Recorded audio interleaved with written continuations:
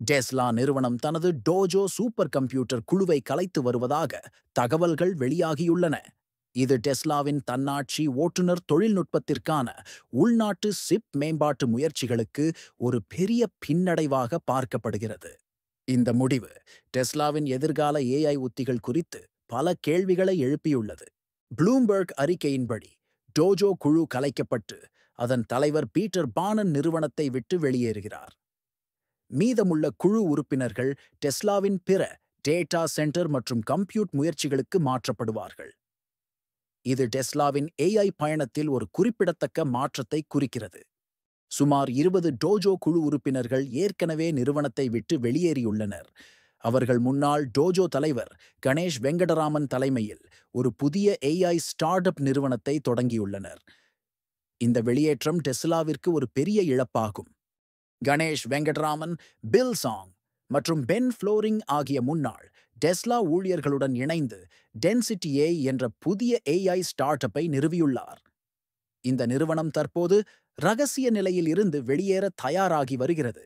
Density AI, robotics, AI ஏஜென்ட்கள் மற்றும் automotive பயன்பாடுகளுக்கான AI இயங்கும் டேட்டா சென்டர்களுக்கு சிப்கள், ஹார்டுவேர் மற்றும் சாஃப்ட்வேர் உருவாக்குவதில் கவனம் செலுத்துகிறது. அடுத்த தலைமுறை ஏஐ பணிகளுக்கான அளவிடக்கூடிய ஆற்றல் திறன் கொண்ட தீர்வுகளை வழங்குவதே இதன் நோக்கம். டெஸ்லாவின் டோஜோ கலைப்பு ஒரு முக்கியமான தருணத்தில் நிகழ்ந்துள்ளது. எலான் மஸ்க் டெஸ்லாவை ஒரு ஏஐ மற்றும் ரோபோடிக்ஸ் நிறுவனமாக நிலைநிறுத்த முயற்சித்து வருகிறார். இருப்பினும் ஆஸ்டினில் திட்டமிடப்பட்ட ரோபோடாக்சி வெளியீட்டில் சவால்களை எதிர்கொண்டது. டோஜோ 2010 முதன்முதலில் அறிவிக்கப்பட்டது.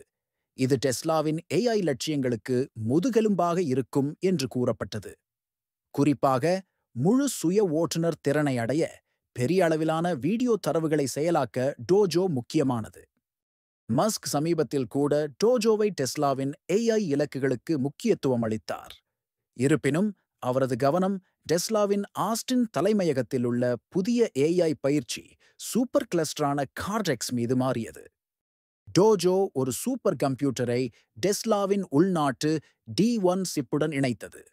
இது ஏஐ டே 2021 அறிமுகப்படுத்தப்பட்டது. வெங்கடராமனால் வழங்கப்பட்ட D1 டோஜோவுக்கு சக்தி அளிக்க NVIDIA GPU களுடன் இணைந்து செயல்பட வடிவமைக்கப்பட்டது. தரவு ஓட்ட தடைகளை நிவர்த்தி செய்ய அடுத்த தலைமுறை D2 சிப் திட்டமிடப்பட்டது. 2021 மோர்கன் ஸ்டான்லி டோஜோ டெஸ்லாவின் சந்தை மதிப்பில் $500 பில்லியன் சேர்க்கும் என்று மதிப்பிட்டது. டெஸ்லாவின் வெளிப்புற கூட்டாளர்களை சார்ந்திருப்பது அதிகரித்து வருகிறது. கடந்த மாதம் சாம்சங்குடன் $16.5 பில்லியன் ஒப்பந்தம் கையெழுத்தானது. இது டெஸ்லாவின் AI6 இன்ஃபரன்ஸ் சிப்களை உற்பத்தி செய்யும். இந்த சிப்கள் FSD மற்றும் ஆப்டிமஸ் ஹியூமனாய்டு ரோபோக்கள் முதல் உயர் செயல்திறன் கொண்ட ஏஐ பயிற்சி வரை அளவிட வடிவமைக்கப்பட்டுள்ளன. டெஸ்லா NVIDIA மற்றும் AMD உடன் தனது உறவுகளை ஆழப்படுத்தி வருகிறது. Q2 வருவாய் அழைப்பின் போது மஸ்க் டோஜோ 3 மற்றும் AI6 சிப் இடையே ஒருங்கிணைப்பை பரிந்துரைத்தார். இது தேவையற்ற முயற்சிகளை தவிர்க்க உதவும் என்று அவர் குறிப்பிட்டார். டோஜோ கலைப்பு டெஸ்லாவின் ஏஐ உத்திகளில் ஒரு பெரிய மாற்றத்தை குறிக்கிறது. உள்நாட்டு மேம்பாட்டில் இருந்து வெளிப்புற கூட்டாண்மைகளுக்கு மாறுவது டெஸ்லாவின் ஏஐ பயணத்தில் புதிய சவால்களையும் வாய்ப்புகளையும் உருவாக்கும். டென்சிட்டி ஏஐயின் எழுச்சி ஏஐ ஹார்டுவேர் நிலப்பரப்பை மாற்றியமைக்கலாம். முன்னாள் டோஜோ பொறியாளர்களின் நிபுணத்துவத்தை பயன்படுத்தி ஏஐ டேட்டா சென்டர் துறையில் நிறுவப்பட்ட வீரர்களுக்கு சவால் விடலாம்.